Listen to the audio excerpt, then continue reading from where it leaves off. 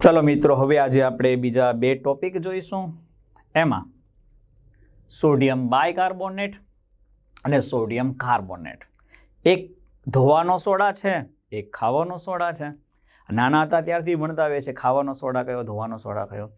हवे एमां कन्फ्यूजन छे के कयो खावानो ने कयो धोवानो। धोवानो खावानो खबर होय तो जो बाय आवे तो खावानुं बनावे, एटले बाय एटले હું ખાવાનું બનાવે, બાય એટલે ખાવાનો સોડા। તો સોડિયમ બાયકાર્બોનેટ એટલે શું? ખાવાનો સોડા। અને સોડિયમ કાર્બોનેટ એટલે ધોવાનો સોડા। ઓકે, ચાલો ધોકા, ધોવા માટેના ધોકા એટલે કાર્બોનેટ એટલે ધોકા, બાય આવે ખાવાનું બનાવે, બાયકાર્બોનેટ કાર્બોનેટ, બેકિંગ સોડા અને આપણે શું કહીશું? ધોવાનો સોડા। તો બંનેની એક રીત છે બનાવવા માટેની औद्योगिक क्षेत्र एमां छे पहेलुं सोल्वे पद्धति। मित्रों आमां थाय शुं छे जोजो। पहेला आमां सर्वप्रथम आपणे काचो माल लई लईए, रॉ मटीरियल्स। जो काचा माल तरीके आमां कोनो उपयोग करवामां आवे छे? सौथी पहेला चलो NaCl एमोनिया अने CaCO3 रॉ मटीरियल्स तने बताव्यो। NH3 NaCl CaCO3 CaCO3 आ शुं थया? आ पद्धतिना रॉ मटीरियल्स। हवे आपणे आगळ जोईए के आ पद्धतिमां शुं थाय छे। तो स्टेप 1 नी अंदर एमोनिया जे होय छे ने एने NaCl ना संतृप्त द्रावणनी अंदर ओगाळवामां, त्यारबाद एमांथी कार्बन डाइऑक्साइड वायु पसार करवामां आवे। तो पहला स्टेपमां शुं थशे? एमोनिया ने NaCl ना जे सांद्र संतृप्त जे द्रावण बनाव्युं छे ए संतृप्त द्रावणमां एमोनिया वायु जे छे एने ओगाड़ी अने एमांथी कार्बन डाइऑक्साइड वायु ज्यारे पसार करे छे त्यारे पहेला शुं बनशे? Ammonium bicarbonate. अने एमोनियम बायकार्बोनेटमांथी आपणे पहेला मळशे सोडियम बायकार्बोनेट अने सोडियम बायकार्बोनेटने तमे गरम करशो एटले बनशे सोडियम कार्बोनेट। आ त्रण वस्तु तमारा माइंडमां रखवानी छे। सौथी पहेला आपणने मळशे एमोनियम बायकार्बोनेट, एमोनियम बायकार्बोनेटमांथी सोडियम बायकार्बोनेट अने सोडियम बायकार्बोनेटमांथी सोडियम कार्बोनेट। तो ये आपणे जोईए। तो सौथी पहेला जे आपणे CaCO3 छे एनुं विघटन थईने शुं बनशे? CaO + CO2। आ तो इजी छे इक्वेशन। बीजी वात जे मैं हमणे तमने कीधी के भाई एमोनिया जे छे आ एमोनिया केवो होय छे के NaCl ना जे संतृप्त द्रावण छे एनी अंदर पास करेलो एमोनिया छे। त्यारबाद एमांथी ज्यारे तमे कार्बन डाइऑक्साइड वायु पास करशो त्यारे आने कहीशुं आपणे एमोनियम बायकार्बोनेट। छोकराओ NH4+ ने आपणे शुं कहीए छे? एमोनियम।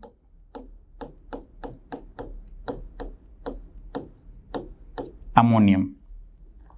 बीजी वात CO3-2 होय तो आपणे एने कहीए छे कार्बोनेट अने CO3- होय तो एने आपणे कहीशुं बायकार्बोनेट अथवा आने तमे हाइड्रोजन कार्बोनेट पण कही शको छो। तो एमोनियम बायकार्बोनेट +or- कैंसल एटले NH4 HCO3 आने शुं कहीशुं? Ammonium bicarbonate. हवे ए अमोनियम बायकार्बोनेट जे छे एनी NaCl साथे प्रक्रिया करो। रेडी? तो अमोनियम बायकार्बोनेटना बे भाग पाडी दो, NH4+ HCO3-। आना बे भाग पाडी दो, Na+ Cl-। तो Na+ અને HCO3- શું બનાવશે? NaHCO3 અને આપણે કહીશું સોડિયમ બાયકાર્બોનેટ।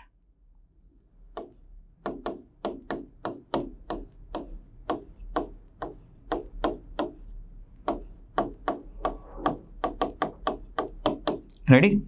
અને અહીંયા મળશે NH4Cl। હવે આમાંથી જે સોડિયમ બાયકાર્બોનેટ છે ને એ ઓછો દ્રવ્ય છે અને ઓછો દ્રવ્ય છે એટલે એનો આપણે લાભ લઈશું। કેવી રીતે? આ વધુ દ્રવ્ય છે, આ ઓછો દ્રવ્ય છે। હવે ગાળશો ને એટલે ઉપર કોણ આવશે? ઉપર એટલે ગળાઈને કોણ આવે? જે દ્રાવ્ય હોય એ ગળાઈને જાય ને જે દ્રાવ્ય ન હોય ઉપર રહે ને તો અવક્ષેપ કોના મળશે? તો કે આના અવક્ષેપ મળશે, પ્રેસિપિટેટ। તો આના આપણને અવક્ષેપ મળ્યા, એ ક્યાં છે? તો કે ઉપર એટલે ક્યાં? તો કે જે આપણે ગાળવા માટેનું જે ગાળણ પાત્ર લઈએ એની ઉપર હોય એ કોણ હોય NaHCO3. નીચે ગળાઈને કોણ આવે છે તો કે NH4Cl. આ નીચે ચાલ્યું જશે. ઓકે, ચલો હવે આપણે આગળ જોઈએ. હવે આ જે સોડિયમ બાયકાર્બોનેટ બને છે એ સોડિયમ બાયકાર્બોનેટને જ્યારે શું કરવામાં આવે છે, ગરમ કરવામાં આવે છે, ત્યારે એનું રૂપાંતર Na2CO3 plus H2O plus CO2. તો આ બની ગયો આપણો સોડિયમ કાર્બોનેટ. હવે તમને એમ થશે કે આનું શું NH4Cl તો ક્યાં આવ્યું તો કે ગાર્ડનમાં ફેંકી દેવાનું નહીં, રિયુઝ કરો. તો કે એ જે NH4Cl છે એમાં CaO જે આપણે અહીંયાથી આવે એનો યુઝ કરવામાં આવે. ચલો આના આપણે ભાગ પાડી દઈએ તો કે ચલો CaO એટલે Ca+2 O-2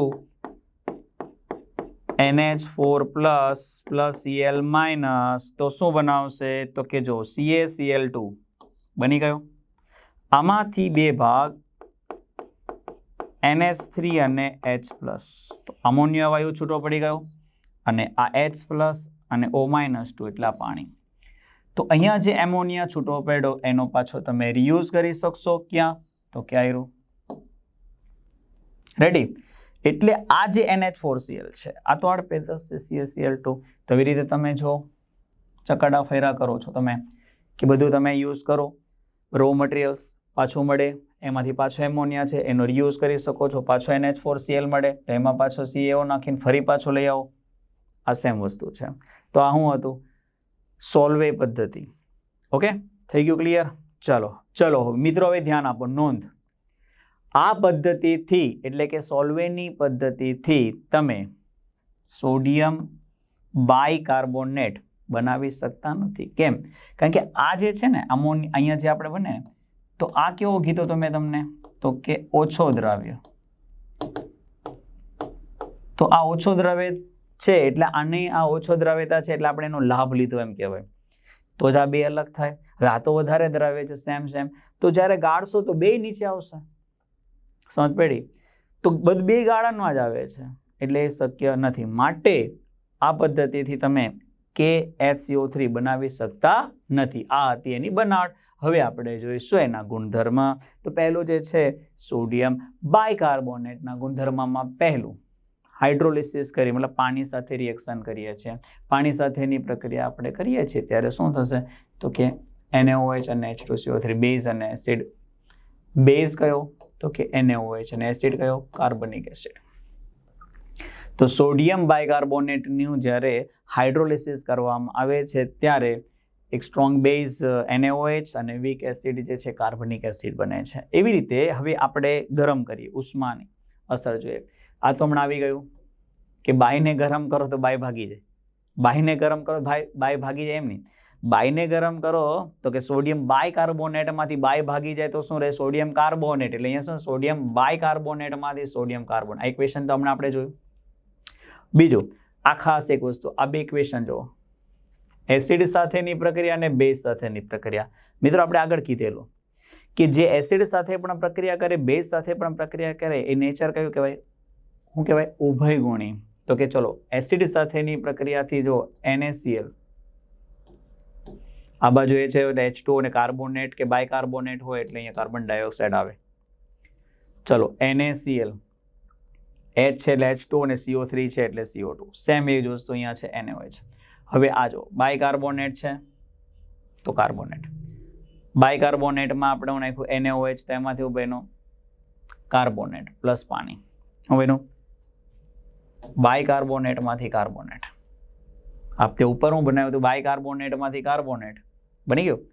અહીંયા જો બાયકાર્બોનેટમાંથી કાર્બોનેટ પણ ગરમ કર્યું, આ વિઘટન થયું. પણ જ્યારે NaOH નાખો છો ત્યારે શું થશે કે ખાલી કાર્બોનેટ અને પાણી આવશે. શું આવશે? કાર્બોનેટ અને પાણી. અને બીજી એક વાત કે આ જે બે ઇક્વેશન છે એ એસિડ સાથે પણ થાય છે અને બેઝ સાથે પણ થાય છે. એનો અર્થ શું થયો કે આ જે નેચર કોઈ બતાવે છે ઉભયગુણી.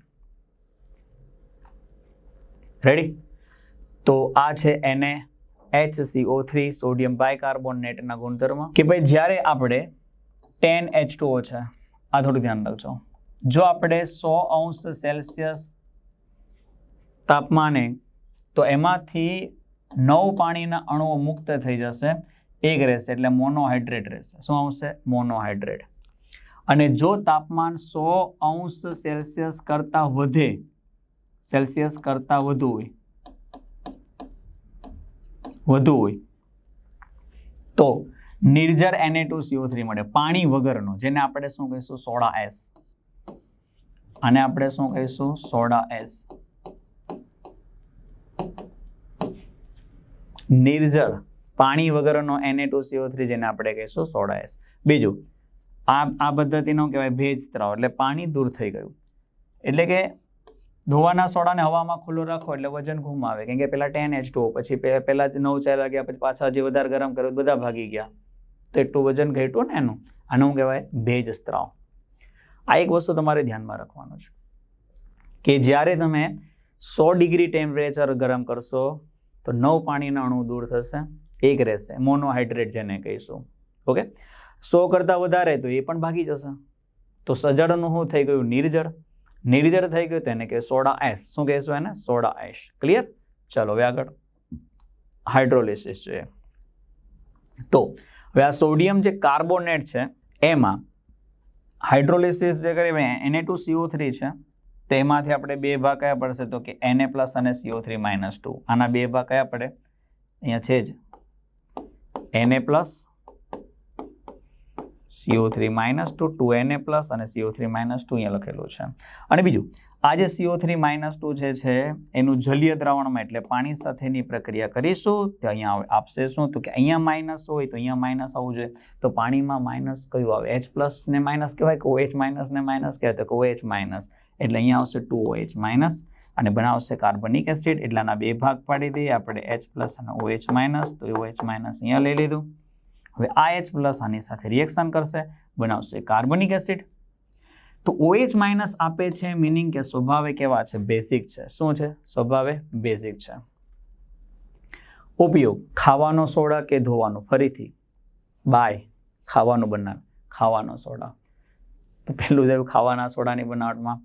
બીજું, ઉભરાવાળી સાદી સોડાની બનાવટમાં. ખાવાનો સોડા, સાદી સોડા.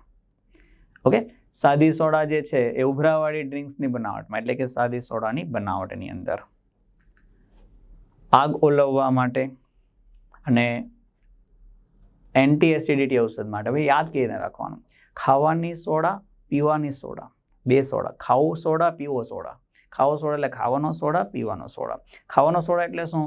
તો ભજીયા બનાવતી વખતે નાખીએ ને કે જેથી કરીને એ ફૂલાય, એ ખાવાનો સોડા. પીવાનો સોડા, સાદી સોડા, પાણી છે એની અંદર નાખી દો, બરાબર છે. એટલે શું થશે? ઉભરો આવશે, ઉભરાવાળી સોડા. તો ખાવાનો સોડા, પીવાનો સોડા, અંદરની આગ, બહારની આગ. અંદરની આગ એટલે શું? એસિડિટી. એસિડિટીની ઔષધ એટલે એન્ટાસિડ. એન્ટા એસિડ. એન્ટી એટલે વિરોધ, એસિડ. જે એસિડિટીનો વિરોધ કરે એને કહેવાય એન્ટાસિડ. તો એન્ટી એસિડિટી. અને બહારની આગ એટલે આગ. બહારની આગ એટલે આગ, અંદરની આગ એટલે એસિડિટી. ઓકે, તો શું? બે સોડા, બે આગ. કઈ યાદ રાખશું? બે સોડા, બે આગ. બે સોડા કઈ સોડા? ખાવાની સોડા, પીવાની સોડા એટલે ઉભરાવાળી સોડા. બહારની આગ એટલે આગ ઓલવવા માટે, અંદરની આગ એટલે એસિડિટી, એટલે એસિડિટીની રાહત માટેની દવા, જેને એન્ટાસિડ ઔષધો કહે છે. તો આ થઈ ગયું સોડિયમ બાયકાર્બોનેટના ઉપયોગો. હવે આપણે જોઈશું સોડિયમ કાર્બોનેટના ઉપયોગો. તો આ છે ખાવાનું. ઉલટ સુલટ ન ખવાય ને, એસિડિટી થાય તો પછી આપણે ચલો ઘરમાં સર્ફ એક્સેલ છે 1 ચમચી પી લો, નહીં ચાલે ને ભાઈ, ફીણ આવશે. મતલબ બે અલગ અલગ છે. તો આનું મિનિંગ શું થાય છે? તો આનો ઉપયોગ ક્યાં થાય? તો કે ગલન મિશ્રણમાં. તો ગલન મિશ્રણ એટલે કોનું? તો કે નાકેના કાર્બોનેટ. નાકે એટલે ના અને કે. Na2CO3 + K2CO3 મિશ્રણ એ ગલન મિશ્રણ. કે યાદ રાખશું? નાકે. નાકેનું મિશ્રણ, નાકમાંથી ગલન. નાકેનું મિશ્રણ, નાકમાંથી ગલન થવું નહીં થવું છે આ પરિસ્થિતિમાં, એટલે ગલન મિશ્રણ. Na2CO3, K2CO3. બીજું, કાચ, કોસ્ટિક સોડા એટલે NaOH, સાબુનો પાવડર વગેરેની બનાવટમાં, લોન્ડ્રી ઉદ્યોગમાં અને કઠણ પાણીને નરમ કરવા માટે એનો ઉપયોગ કરવામાં આવે છે. તો ફરીથી ગલન મિશ્રણમાં મેં તમને કીધું કયું મિશ્રણ ગલન છે? તો કે નાકેનું. પછી જે કાવાળા બધા જે છે, કાચ, કોસ્ટિક સોડા, સાબુ પાવડર, લોન્ડ્રીમાં અને પાણીને નરમ કરવા એટલે કઠણ પાણીને નરમ કરવા માટે એનો ઉપયોગ કરવામાં આવે છે. મિત્રો, આ થયું હતું સોડિયમ કાર્બોનેટ અને સોડિયમ બાયકાર્બોનેટ. તો આજે મેં તમને જે આ બધી વસ્તુ શીખવાડી કેટલીક બહારની પણ હતી, જે માત્ર જાણકારી માટે હતી. અને જે ઇક્વેશનો જે છે એકચ્યુઅલી જે આપણે MCQ જોશું એમાં એનો યુઝ કેવી રીતે કરવાનો, કઈ વસ્તુ આપણે કેવી રીતે યાદ રાખીશું એ જોઈશું. Thank you for watching. ખુશ રહો મિત્રો, મોજ મારો.